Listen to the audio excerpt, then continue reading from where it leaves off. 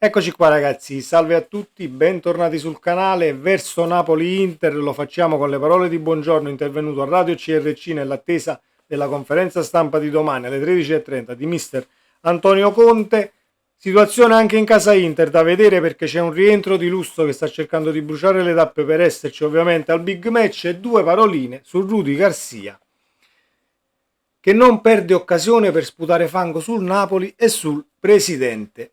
Ovviamente fatemi sapere la vostra qui sotto nei commenti, come sempre mi raccomando iscrivetevi al canale attivando la campanellina, passaggi importantissimi per aiutarmi nella crescita del canale stesso, e con la campanellina attivata poi restate aggiornati su tutto ciò che succede per quanto riguarda il caricamento dei video. Detto questo, sezione commenti qui sotto, ci confrontiamo come sempre anche lì, fatemi sapere la vostra. Partiamo da Buongiorno e le parole a Radio CRC. A Radio CRC, radio partner dell'SSC Napoli, è intervenuto in esclusiva Alessandro Buongiorno. Il mio infortunio sicuramente non è stato semplice, ho dovuto lavorare tanto per recuperare, è stata dura guardare i compagni da casa e da fuori al campo, ma ora sto bene e sono contento di poter dare il mio contributo alla squadra. Difesa a 3. Giochiamo e ci alleniamo tutti i giorni con i miei compagni nel reparto difensivo, c'è alchimia tra di noi indipendentemente da che si giochi a 4 o a 3. Ovviamente cambiano alcuni movimenti, alcuni scivolamenti ed alcune pressioni da fare, ma l'importante è che ci sia lo spirito giusto da parte della squadra quando si difende e quando si attacca, indipendentemente dal modulo. E diciamo che qualcosina da rivedere nelle ultime partite per quanto riguarda la pressione sull'avversario, la compattezza tra le linee, e speriamo che il Napoli comunque, sicuramente il Napoli comunque ci starà lavorando nell'attesa della sfida di sabato contro l'Inter. Io mi metto a disposizione del mister, non ho una posizione preferita in campo, faccio ciò che lui mi chiede. L'importante è continuare a lavorare tutti insieme, come stiamo facendo, e trovare i giusti movimenti. Quello è ciò che conta. Miglior difesa, ci deve essere sempre la massima concentrazione e la massima disponibilità da parte di tutti i giocatori verso la fase difensiva. Non mi piace parlare di difensori ma di fase, perché tutti devono contribuire a difendere la porta. Parte tutto da questo. Spinazzola ed Olivera sono due giocatori molto importanti. Siamo contentissimi che siano tornati disponibili ad allenarsi. Sicuramente daranno il loro contributo per la squadra. Si riparte dal gruppo dopo Como. Dobbiamo azzerare quella partita. Stiamo lavorando per l'Inter. Il segreto è rimanere uniti, coesi, e lavorare tanto come stiamo facendo per arrivare a sabato il più preparati possibile. L'Inter è una squadra molto forte, stiamo cercando di prepararla a livello fisico e a livello tattico, stiamo guardando i video e durante gli allenamenti stiamo provando a proporre e riproporre quello che ci aspettiamo dalla partita. Indubbiamente passa tutto dalla voglia che ci mettiamo e da quanto saremo uniti. Sono d'accordissimo su questa frase, perché poi i big match passano soprattutto dalla voglia di portarli a casa e dall'essere più uomini della squadra che affronti. Molte volte quando comunque il livello tecnico è alto, perché poi non possiamo star qui a dire che il Napoli è scarso e l'Inter è fortissima. Due squadre comunque tecnicamente molto ma molto valide. Forse l'Inter avrà una rosa più larga, nemmeno forse, l'Inter ha una rosa più larga, siamo tutti d'accordo, però diciamo che ce la possiamo giocare. Partita sicuramente da tripla, speriamo di fornire una grande prestazione che ci fa dimenticare pure un tantino, diciamo, le partite che abbiamo trascorso, al di là dei punti o non punti portati a casa. Per quanto riguarda la prestazione, non 45 minuti ma nella totalità del match. Auguriamo ovviamente a Buongiorno di fare una grandissima partita, anche perché l'Inter potrebbe schierare, o meglio, schiererà al 99% la punta titolare. Tanto è vero che Thuram dovrebbe essere del match. Dalla tribuna al campo, senza passare dalla panchina, dopo aver saltato per un problema alla caviglia le ultime due partite con Genoa e Lazio tra campionato e Coppa Italia, Thuram sarà con ogni probabilità titolare nella super sfida scudetto del Maradona, che sabato sera metterà di fronte Inter e Napoli. Come da copione il francese, che ieri si è allenato parzialmente in gruppo, oggi ha svolto tutto il lavoro con i compagni, avanzando fortemente la sua candidatura per fare la coppia Lautaro Thuram per la partita di sabato. Diciamo che un tantino mi preoccupa Thuram, a differenza di chi poteva schierare Inzaghi, perché comunque si sarebbe presentato credo con Taremi. E Thuram rompe le scatole perché Thuram non dà punti di riferimento. Thuram è un bellissimo calciatore per quanto mi riguarda. Ovviamente l'Inter l'ha comprato, ci ha visto lungo ed è uscito comunque un grande acquisto. E poi si intende molto di più con Lautaro, quindi si alza anche il livello e la prestazione dell'argentino quando giocano insieme. Ecco perché, caro Buongiorno, visto che il muro azzurro sei tu, l'attaccante è Thuram, te lo prendi tu e speriamo che non tocchi palla, ovviamente tenendo sott'occhio Lautaro Martinez e tutto il resto, perché poi sulle fasce ci sono due treni, ci sarà Di Marco e ovviamente tanti calciatori e tanti esterni che l'Inter può sfoggiare, ecco, nella formazione titolare. Una mediana che potrebbe essere tenuta un tantino sotto controllo, anche se noi non abbiamo Anghissà, non dobbiamo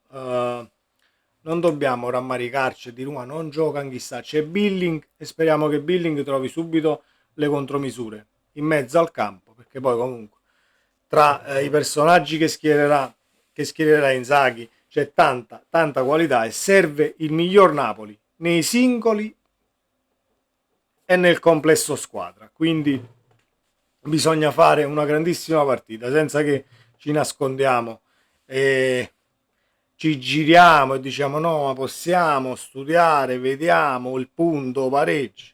Assolutamente no, devi scendere in campo per dare un segnale a te stesso e anche all'Inter, perché poi nel caso riesci, non la chiamiamo impresa perché poi di impresa non credo si potrebbe parlare, non è che sei l'Arezzo che sta giocando con il Real Madrid, quindi non è per questo che non la chiamo impresa, però andresti a dare una bella botta psicologica all'Inter, al campionato e una grandissima botta di morale a te stesso che diciamo porti a casa 3 punti con la prima in classifica perché l'Inter è un punto sopra di noi.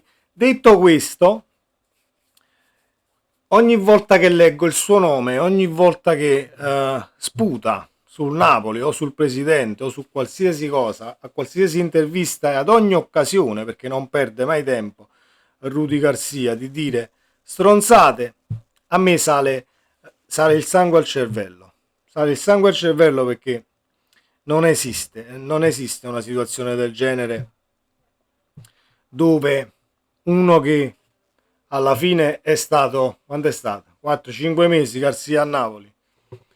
Si vuole pure far grande che poi il suo Napoli avrebbe conquistato sicuramente poi una posizione migliore in classifica quando noi abbiamo interviste dei calciatori che erano sotto la sua gestione, poi ovviamente intervistati eh, quando a Napoli c'erano Mazzarri e poi Calzona non andava bene niente ed è con Garcia che comincia comunque la situazione mentale da rivedere in casa Napoli. Non è che comincia non è che arriva Mazzarri e la squadra si sfiducia, si è sfiduciata con Garcia. Questa cosa noi non la dobbiamo mai dimenticare, perché poi è molto semplice dire però noi con Garcia stavamo andando benino, poi ci siamo finiti di sfaldare. Siamo d'accordissimo, ma Garcia andava esonerato per quanto mi riguarda. Poi voi sarete di un altro avviso, mi fate sapere nella sezione commenti qui sotto. Comunque, Garcia, intervistato al quotidiano L'Equipe, e già ovviamente la dice tutta la, per il quotidiano che è poi L'Equipe, il Neo CT del Belgio ha raccontato della sua breve avventura al Napoli. Esiste un'espressione italiana, il tempo è galantuomo, che può essere tradotta come il tempo ristabilisce la verità e rimette ogni cosa a posto. Io li ho lasciati al quarto posto e alla fine sono arrivati decimi, con altri 2 allenatori. Eravamo anche quasi qualificati per gli ottavi di finale di Champions League. Non ho fatto tutto correttamente, ma ero nel giusto. I risultati seguenti dimostrano gli errori commessi dal presidente. Ma di Napoli amavo tutto, la città, lo stadio, i tifosi, la squadra, tranne l'interferenza del suo presidente. Queste le sue parole. Tu l'unica cosa che non ami, caro Garcia, è o pallone. L'unica cosa che molto probabilmente è fuori dalle tue competenze è il calcio. E voi mi direte, ma quello è un allenatore di calcio, come fai a dire una cosa del genere? Carissimi ragazzi, se uno arriva a Napoli, quel Napoli, no, ma io non ho visto nemmeno una partita del Napoli, e allora non ti piace il calcio, punto primo. La stessa cosa è nell'anno di Sarri, quando tutti gli allenatori d'Europa facevano a gara a chi si prendeva la serata libera e chi poteva vedersi una partita del Napoli, perché poi si studia, si migliora, si copia.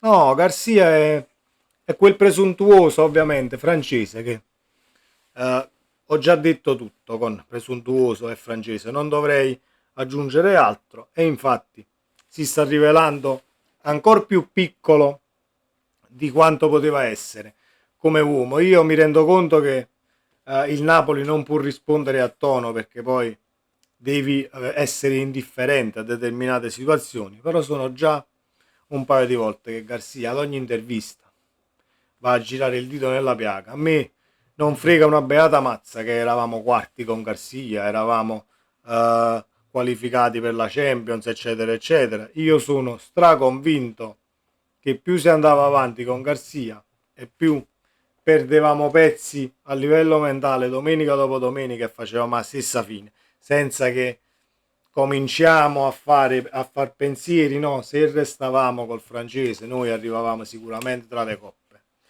Assolutamente no, e ce l'hanno detto i calciatori nelle interviste nelle loro nazionali, ce l'hanno detto tutti, che la situazione non girava e quindi si sarebbero messi di traverso sicuramente per tutta la stagione.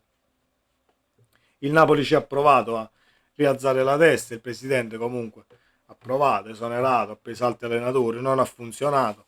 È stato un anno molto ma molto difficile per tutti, squadra, società e anche per noi tifosi. Ne siamo usciti e concludo, carissimo Rudy, molti elementi che quest'anno stanno giocando molto ma molto bene dal punto di vista mentale erano gli stessi che allenavi tu, non è che sono cambiati. Anghissà mi pare che sei sempre Anghissà, o Anghissà si chiama che sia adesso, si chiama Anghissà, solo che quando arrivasti tu dobbiamo trovare l'alternativa, perché poi Lobot, che è il doppio playmaker, arretriamo Anghissà, Anghissà può impostare, Raspadori può fare tutti i ruoli del mondo, anche il portiere.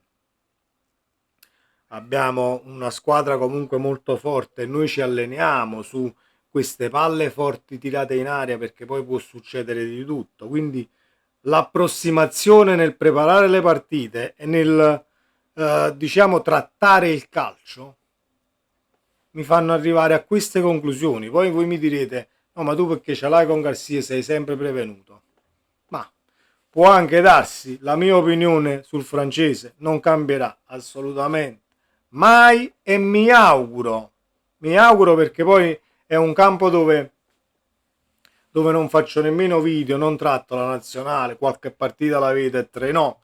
Mi auguro che Spalletti nel cammino in nazionale incontri il Belgio altre 60 volte e c'era 60 palloni a partita, per poi fargli capire il pallone dove sta di casa, perché l'indirizzo della casa di Garcia non lo conosce proprio. Fatemi sapere la vostra come sempre.